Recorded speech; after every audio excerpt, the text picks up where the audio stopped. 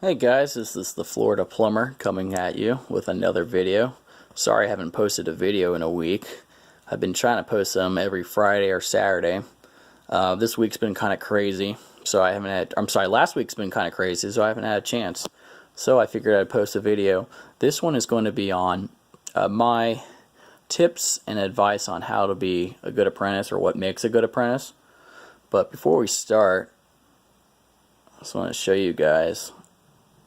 Finally have gotten my workbench up. As you can see here, got the Bud neon sign. That's one of my coolest purchases for the workbench. Moved from a new place, to a new place, and I've just been slowly setting up the workbench. But take a seat here and just go through my list. So this is in no particular order. One isn't more important than the other. I just feel like these are equally as important, and just kind of my thoughts on how to be a good apprentice. So, start off my list here, and excuse me, being on time to work. I think that's a very great and awesome thing that you need to be doing. And unfortunately, not everybody does that anymore.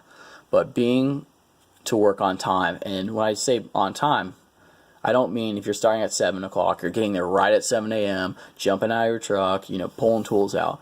Get there 15, 20 minutes early.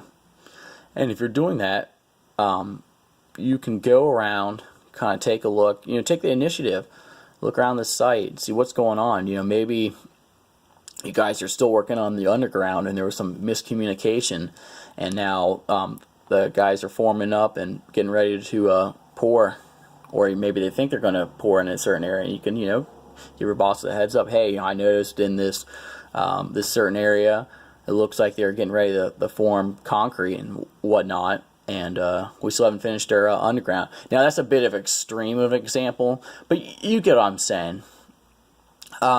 Also, don't call in sick, and if you do, it better be an emergency. I know that's another thing, especially with young people, and full disclosure, I am a young guy, I'm 28, so I know how us young people act, but don't be calling in like every single Monday, or every single Thursday or whatnot. If you call in, it better be for an extreme emergency, especially if you're working on a really small crew. If you call in, then all of a sudden those guys have to pick up your extra weight and pick up the slack, and that really sucks. So make sure you're calling in only if you need to.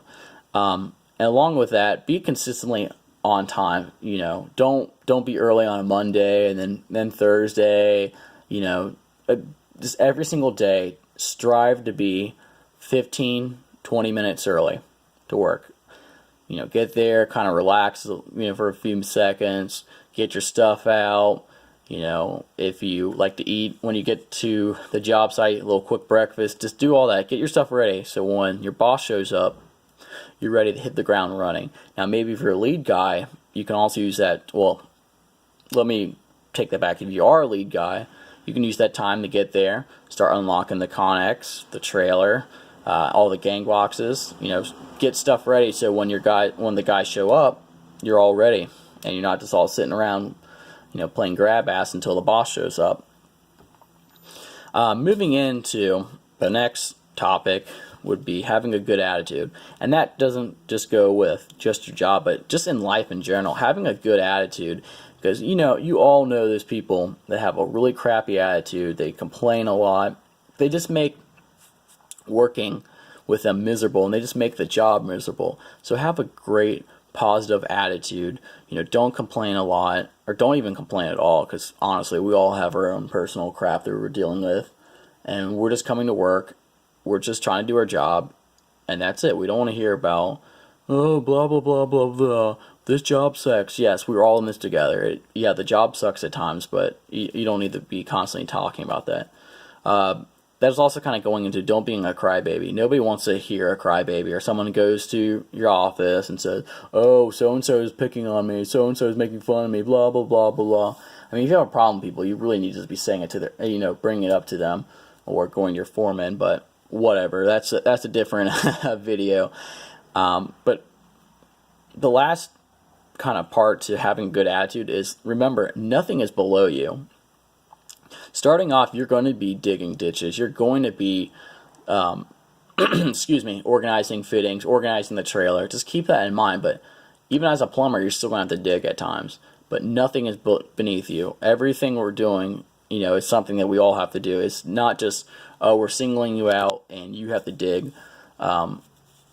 It's all part of the process, if that makes any sense.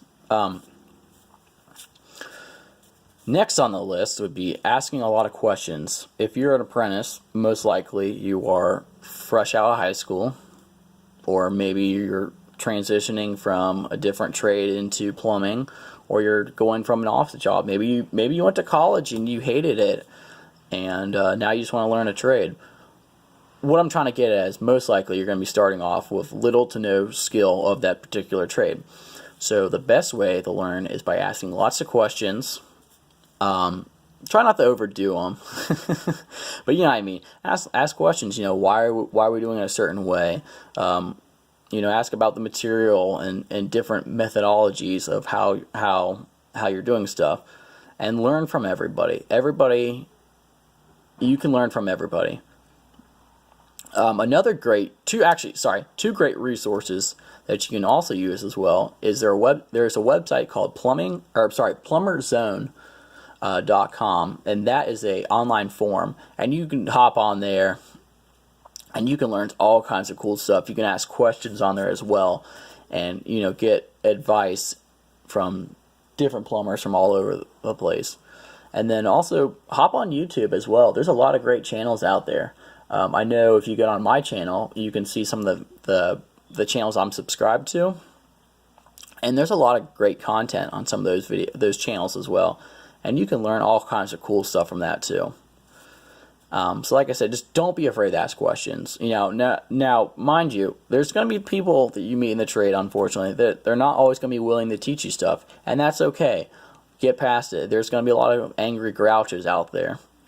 But when you find, those journeymen that are willing to, teach you, use them as a great resource. Try to work with them as much as possible, and not just them. Work with all of the ones that you can find, and ask them lots of questions. See what type of tools they're using. Try to repeat the same processes that they're doing.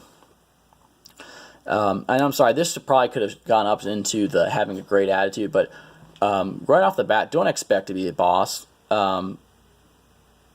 Don't expect to be making the top pay. You're an apprentice. You're a helper. You're starting from the bottom. We've all had to start at the bottom, work our way up, and that just goes into having a good attitude. Understand that's just the way it works. I'm sorry it might suck, but that's just the way it works. And put hard work in every single day you go to work. Not just on Monday or Tuesday through Thursday, but every single day you go to work. That kind of goes back up to being consistent. Being consistently on time and being a consistent hard worker. Trust me, everybody's going to notice. Your boss is going to notice. The shop's going to notice. And that's just going to make it so much easier for you to work your way up through life and through your job. Two last pieces of advice that I can think of, just going to put the list off to the side, is buying high quality tools, or the best that you can afford. That not only is going to make you look professional, and I know that's going to be a huge debate, but just for argument's sake, buy the best quality tools you can afford. Now, yes, there are some you can kind of skimp on, but you get what I'm saying. When it comes to like channel locks, for instance, buy the actual name brand channel locks versus some knockoff brand, especially with the tools that you're using consistently. Not only does it make you look professional, it shows everybody that you're taking your job and you're taking your training serious. And last but not least, just take your job professionally, act professionally as to the best of your ability, and dress, act, and look like it. You know what I'm saying? Don't be showing up with ripped up shirts, all stained like they're already ruined. But at the same time, you don't have to be, spick and spam. Just